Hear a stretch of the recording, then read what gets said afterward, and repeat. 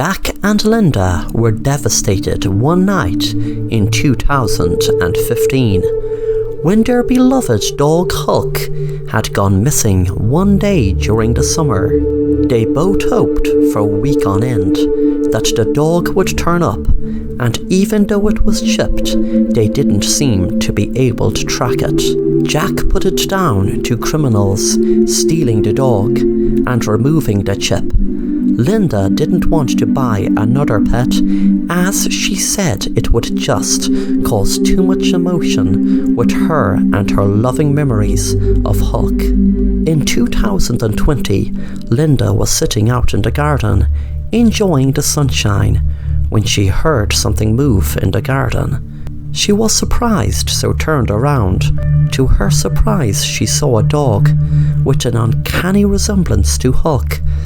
It had been 5 years, and she wondered how could the dog have came back after all this time. She couldn't help herself, so she called the dog in a friendly tone. "Here, Huck." Suddenly the dog barked very aggressively. Linda was surprised. She thought of something, but wouldn't find the bravery to check with the dog being so aggressive. But still she saw it. The brown patch under Huck's neck proved to Linda it was really Huck.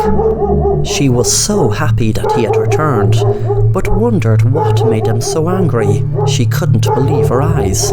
After 5 years, Huck had finally came home. She was going to call her husband, but had decided to surprise him when he came home. That evening, when Jack had come home and saw what Linda's surprise was, he seemed to have gone pale. Linda wondered what was wrong, as she was certain Jack would be delighted to see Huck return. Suddenly Huck jumped right up and mauled Jack until his body was lying on the ground lifeless. That night she had a call from her friend Mike. She listened in shock to what Mike had to say. "Linda, I can't understand what is happening, and I'm sure there is an explanation, but I was the only one Jack had told. 5 years ago, Jack accidentally ran over Huck in the driveway and killed him. I helped him bury Huck. Linda, I don't know how this is possible, but before I called you, I went to where we buried him. The dog's bones and everything are gone.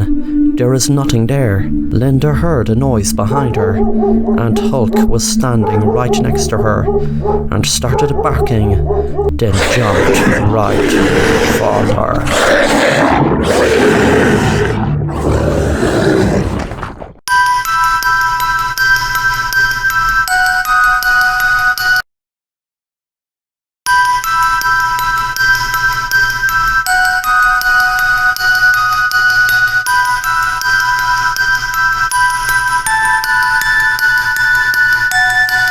Hello, my name is Martin. It was a sunny day in June.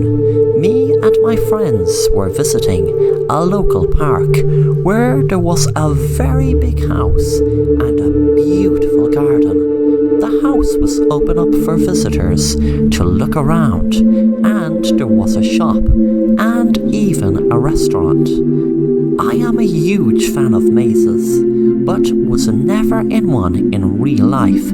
I just did them in books and comics or wherever I came across one. The main reason I wanted to visit this park house was because I knew there was a maze there. When me and my friends arrived at the maze, I was so excited, but I felt that excitement drain away when my friends said they weren't going in because they heard a story that one time a boy our age went in there and was never seen again. I told them that it was just a silly urban legend that wasn't true, but they were adamant they weren't going in. I could see the fear in their eyes, and I couldn't understand why. I told them, okay, if you want to spoil the party, that's okay, but I'm going in and enjoying the maze. Besides, if anyone was going missing in there, don't you think we would have heard of a lot more people going missing? I walked in and was amazed at how high the ditches were. I could feel the excitement overcome me. I felt that my friends were missing out so much, but suddenly, after a half an hour walking around there, I felt for the first time a pang of fear, and a few minutes after that, I wish I hadn't gone in. I shouted out loud to my friends, but all I could hear was the echo of my voice fill the air. I suddenly got the weirdest feeling someone was watching me. I panicked, thinking it was the boy who vanished, who my friends were telling me about. I walked around and around and around. I had enough of the maze now. I wanted to get to the exit to get out of it. Suddenly, I heard some shouting, and to my relief, I realized it was my friend Sarah. When I got out of the maze, I acted like I wasn't afraid and said, "That maze is so cool. I was walking around for hours, it seemed like, and I genuinely couldn't find my way out. They must have designed this maze so well." That night I was in my room, but that was when the weirdest thing had happened. I walked out of my room, and when I walked into, which should have been my hall, I was in my room again. I suddenly saw a door in another direction, and once again when I entered it, I was in my room. This kept happening over and over and over. I could not make any sense of it, because I could look back and see my room, and turn around and look in the door and see my room again. I was panicking, thinking of the maze, knowing what was happening to me in there is happening to me right now in my own bedroom. Suddenly I fell over something when I was going through the door. It was a book. I picked it up, and the title read, "The Maze." I opened it up and read the first page, and a shiver ran up my spine. The publishing date was 2020, and the year at the time was 2010. I looked at the writer's name, and it was my best friend Sarah. Then I read, 10 years ago, my friend entered a maze that me and my friend warned him about, and he never was seen again. We had warned him of exactly the same thing happening another boy years ago, who we cannot find out who it is.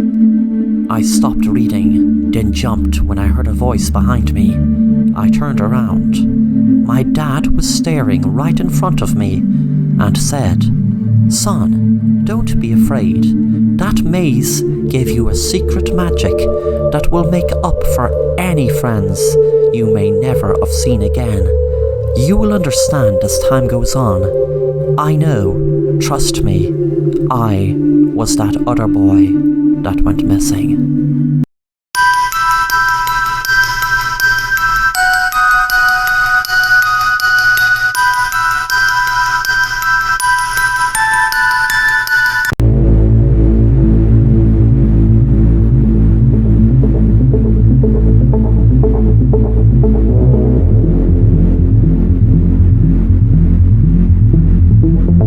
Who is Short Story 1? He is a horror writer who writes on horror subreddits on Reddit.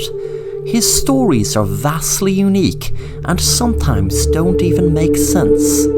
He has had a couple of popular short horror stories that was well upvoted and lots of Reddit users had commented on. Short Story hardly ever replies to comments, and one theory suggests is that he is a mental patient in an institute for the insane. Some even suggest that he has had multiple brain surgeries and was even experimented on. This would explain for Short Story 1's weird plots that don't make sense, because insane people don't make sense. Another theory is that Short Story 1 is 1,000 years old, and because he has lived a long, so long life, his stories are a reflection of what he has experienced throughout the ages. This would also explain why his grammar is terrible, because language has changed so much in the last 1,000 years, and Short Story 1 has failed to keep up. Another theory is that Short Story 1 is an actual alien that is just having fun with the humans on Reddit. Short Story 1 being an alien would explain so much about his writing and why it's so absurd. Maybe Short Story 1 is lost in our planet and has no idea what he is doing at all. Short Story 1 is maybe an alien that has transformed into a human and is struggling dealing with the human mind and emotions.